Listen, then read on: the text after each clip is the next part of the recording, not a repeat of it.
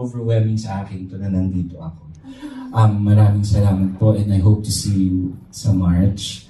And yeah, hope we share this passion to you. Mag-translate sana siya as we interpret and give the book into life, you know. Again, thank you very much to my actors. Maraming salamat, and to everybody. Thank you very much. And of course, for Fire Nice Live. Thank you, LA Broadhouse, for the trust sa amin para maging ka-partner ninyo, maging ka-collaborator ninyo para ma-stage natin ang Para Kay B.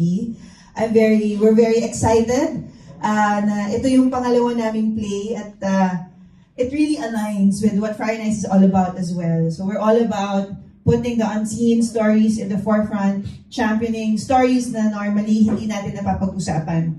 And thank you, because this landed to us and para siyang blessing. Dahil tinatayo niya talaga kung ano yung Fire Nice. So LA Broadhouse, Fire Nice Live, and we also have a partner, TLT.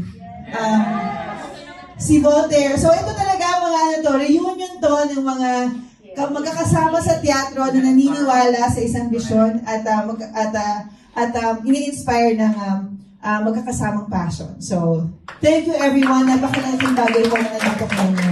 At sana po, tulungan niyo po kami na i-promote ang Para Kay B sa March 14 na po hanggang 30 sa Doreen Black Box Theater, Ateneo de Manila. And love, thank you so much for hosting. You were amazing. Mag-uusapan nilang lahat ng mga galing-host. Pinilit ko lang siya kagabi. First time niya. Hindi mo naman ako pinilit. Tinanong niya lang ako, may gagawin ka ba bukas? Wala naman, may meeting lang tayo sa office. Pwede ka mag-host? Okay, sige. Hindi ako pinilit. So alam mo na po talaga to, family business ko ito. Maraming salamat po again. Thank you so much guys for coming.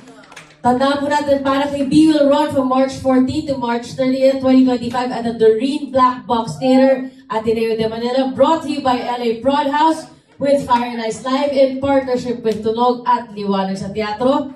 Ito po ay para sa lahat ng sawi, umiibig at mga nangangarap. See you at the theater. One family photo please. Everybody, picture.